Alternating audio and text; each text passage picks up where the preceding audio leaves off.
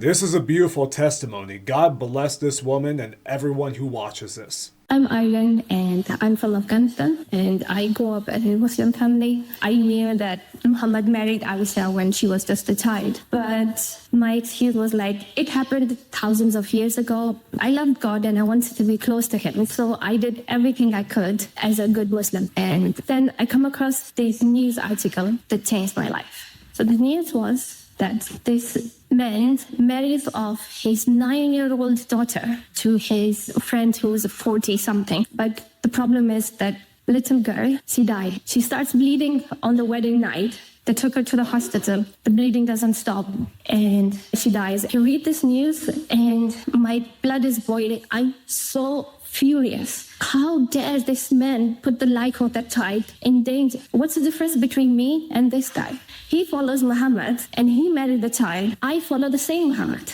And I could see the blood of that innocent child in my hands. And I didn't want no part of it. That was the day I stopped. I stopped praying, I stopped fasting. I believed in God. So I started this quest of finding the religion. So I was like, let's look into Christianity. One other thing which struck me the most was that Quran confused mother of Jesus, Mary. When you read Surah Maryam, it says, "Hey Mary, sister of Aaron." This is like a big historical mistake which God, all-knowing, almighty, cannot make. So that was evident to me that Quran is not from God. And then I landed on this hadith, which was a turning point for me. The story is 3 men travel to meet Muhammad and they get sick. And Muhammad sends them to this man, you will drink the camel's milk and you will feel better. So they did that. But after they felt better, they killed the man, they took his camel, and as they wanted to flee, Muhammad may arrest them and they bring him to Muhammad for judgment. Now I'm reading this and thinking like, what is he gonna do to them? What I read, he says, cut their one leg at 1 feet from opposite side. Put hot iron in their eyes, leave them in a hot spot until they die. I read this and I stood up from my chair. I couldn't sit anymore.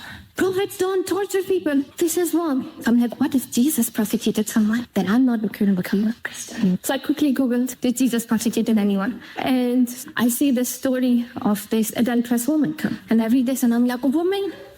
They bring this adulterous woman to Jesus and they tell him, according to the law of Moses, we should stone her to death. What does your law say? And Jesus say, whoever of you has not committed any sin in their life should cast the first stone. Everybody else, they dropped their stones and Jesus saved her life. And then he said to her, go and sin no more. After reading that, I was on my knees, I'm crying, and I said, I will follow this man. I will follow everything he says. And I commit my heart and soul because he's good. That is such a beautiful testimony. God bless my sister in Christ. This is what I like to see. Please, for those who are making videos about their testimonies, send them to me.